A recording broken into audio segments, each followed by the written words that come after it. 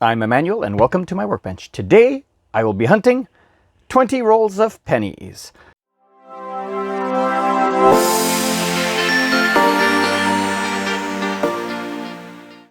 Well, yes, 20 rolls of pennies, plus I have off screen here a couple of several loose, almost 20 cents here worth of loose. So this is what the hunt is going to be. We're going to go through all of these to see what we can find. Let me move these off screen. I will move these up out of the way for now. And this is episode 2 of my album fill. So I have these two Whitman folders. Starting way back in 1920, which is the first year of the small pennies. Let's look at how we did in episode 1. Well, in that episode, we filled out all of the spots. We're still missing a 2010P. So that is the magnetic 2010. So that is something to look for. But otherwise, this book is full unless I find some real good blazers in these rolls. This one is looking good. And for our second book, this one, we did find the 1938, which is awesome. The elusive pointed 5 over here. We're going to look to upgrade these with some blazers if I can find them. But as you can see, 61, 58, 1957, and so on. And of course, anything older than 1937 would be a great find. So let's get right to it. I'm going to start with these loose coins right here. I'll bring you in on my first find. Roll 1, we do have an upgrader for the book. This 2012 with a logo. This is magnetic. It has nice, interesting toning. Awesome. And we also found 7 Americans. Well, the next 3 rolls, roll 2, 3, and 4 here, they all have tape on the top. That is because I guess the owner of these rolls really wanted to get rid of their pennies. This is stuffed with pennies all the way to the edge. So these rolls are overstuffed. There's more than 50 pennies in these. So that's a cool bonus. Hopefully they got rid of some nice oldies. So let me open this one and I'll bring you in on a find. Roll 2. So 17 Americans, and this roll was overstuffed with 7 extra pennies, which is cool. And here are some finds. This is a book filler, 1954. This is a young head. So still some good detail on this one. We're going to be checking this one on the microscope to see if it is the no shoulder fold variety. 1967 commemorative, the Rock Dove. This one, we're looking for doubling on the date or on DG Regina over here. This one is regular. It doesn't have any doubling at all. And I found a 1978, which let's look under the scope over here.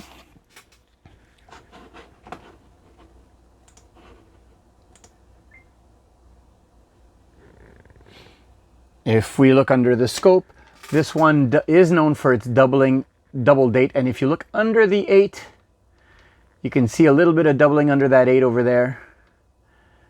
Not so much under the other numbers, but there's a little bit of doubling under that 8. So this is a nice variety to find, doubled 8.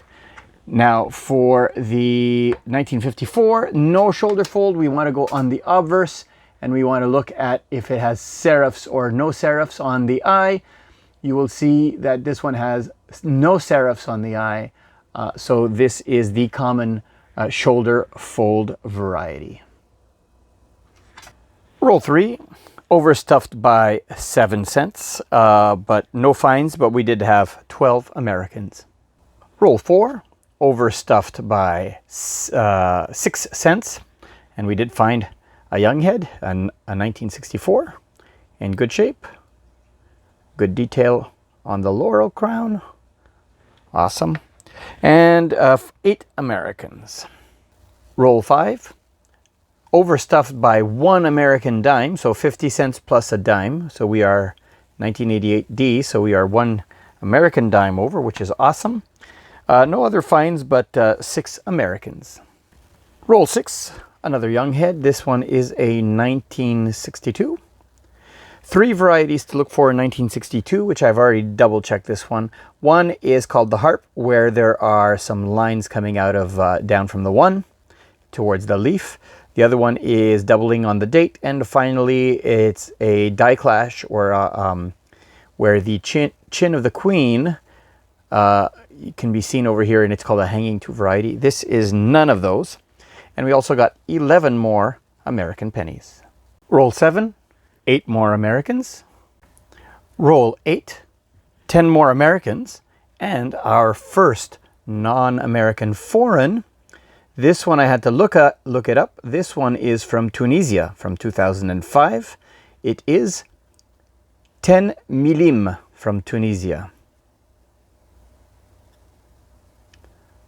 Cool. If you have a coin of this type where the writing is in a script you don't recognize, this one is in Arabic. There's a really cool tool called Coinoscope, where you take a picture of the coin and it'll use artificial intelligence to go through a repository of coins to identify the coin, and that's how I identified that this one was from Tunisia.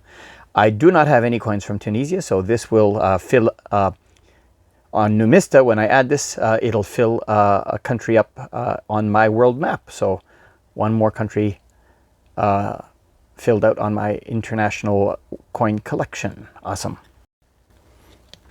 I just opened up roll 9 and looks like there's another dime in this roll. Awesome. Well, the dime was a 2008 Canadian dime. Nothing special, but hey, 10 cents the richer. 35 American pennies in this one, and one other non-American foreign. This is 2 euro cents. And this one is with the oak leaves and the acorns. This is from Germany from 2000 and, what is that, 2003 with a D mint mark. I don't know what mint that is. I'll have to look it up. Awesome. I'm going to be putting the American pennies off to the side because they are taking up too much space. I will keep 1 penny for every 10, so you'll know how many I have. And I already got more than 1 roll, but that's how I'll keep count. Roll 10, another young head, this time a 1961. I believe this is going to be a book filler. It's going to fill a spot. That is awesome. And 12 more Americans, bringing the total up to 126 Americans. Roll 11. Oops, let me show you. There's a small coin here and there's a small coin there. I'm sure this one is oddly colored and the roll is pretty loose. So let's start with the oddly colored one. Nope, it's a 2011. That's just let's see what we have here. 1 euro cent, and I'm assuming that this is another euro cent.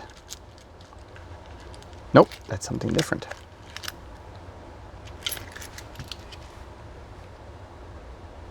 Oh, this is also 1 euro cent. This is I think a French 1 euro cent. Yeah, that's a French 1 euro cent. And we have this one is another French 1 euro cent. There you go.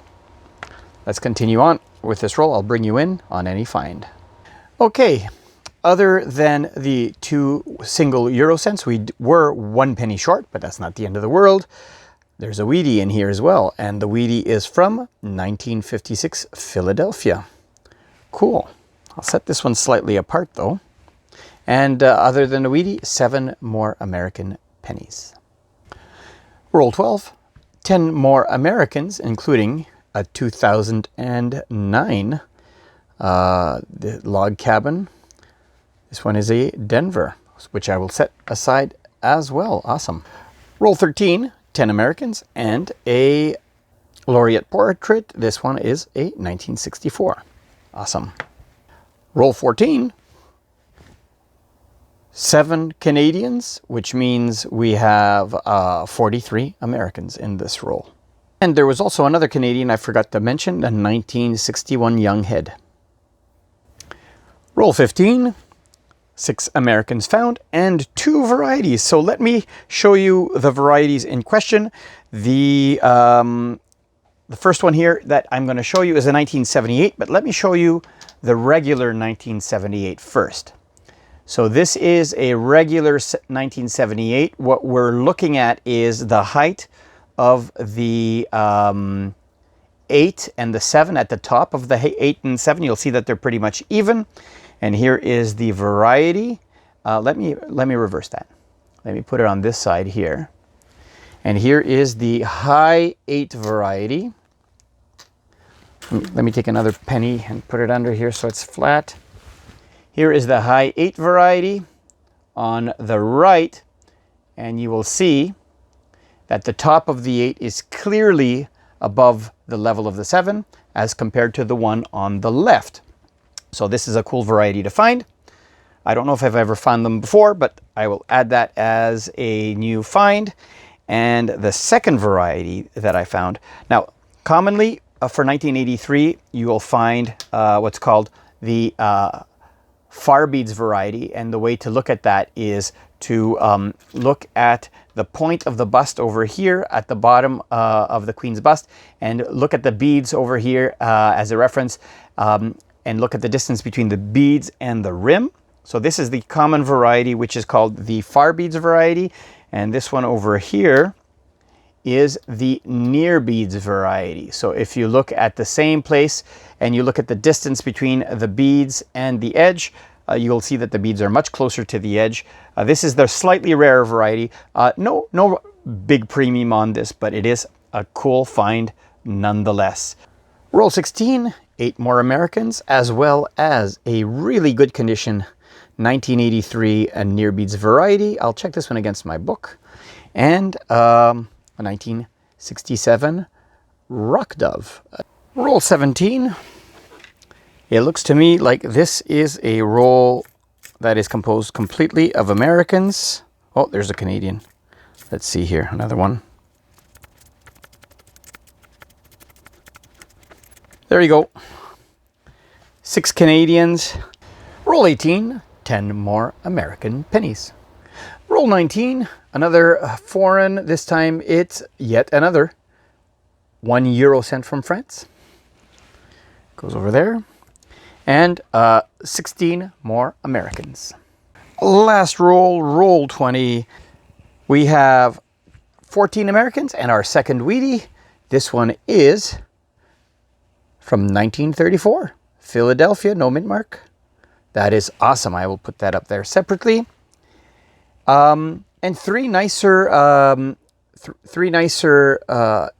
and 90s here. This is an 85 blunt 5. Another 89. This is a 91. I think all of these will upgrade the ones in the book. So let me clear out these coins, and I'll bring you in to the conclusion of the book fill, and then we'll go to part 2, which I will go through the American pennies. All right, well, here is the last book, the one that ends in 2012. We are still looking for that magnetic 2010. This one is very elusive. I am actually still looking for this in my regular collection. So before I fill this one, I'd have to find 2. So this one is looking good. Several upgrades in here. I upgraded this one. I upgraded this one. I upgraded the 2012. I believe I upgraded the 2009. So this is looking really, really good now.